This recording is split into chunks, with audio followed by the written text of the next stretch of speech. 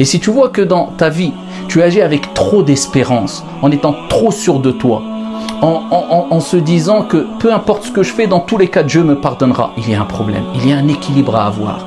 Je crains ici de ne pas satisfaire mon Seigneur, la colère divine, tout en espérant la récompense, mais aussi la miséricorde et la clémence de mon Seigneur Tabaraka wa Ta'ala, tout en sachant pertinemment que la miséricorde de Dieu devance sa colère. Mais je reste sur mes gardes.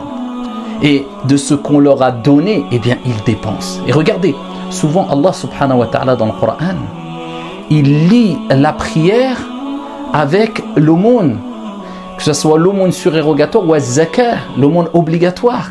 Eh bien, Allah Azza wa Jalla, il parle de ces personnes-là qui prient la nuit, ils gardent cette relation avec leur Seigneur, Tabaraka wa Ta'ala, mais il nous rappelle que ça ne suffit pas. C'est pour cela que Allah Jalla wa Ala, dans le début de Surat Al-Baqarah, à titre d'exemple aussi, il nous dit, ils accomplissent la prière et de ce qu'on leur a donné, ils donnent, ils partagent.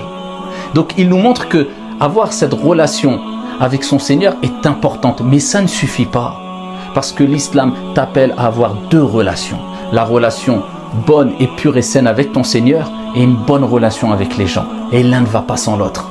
Donc tu pries et tu préserves cette relation verticale, mais il te faut préserver la relation horizontale. Donc tu te dois d'être ici solidaire, partagé, sociable et ne pas te renfermer sur toi-même en te disant c'est pas grave, moi je prie la nuit, cela me suffit. Non.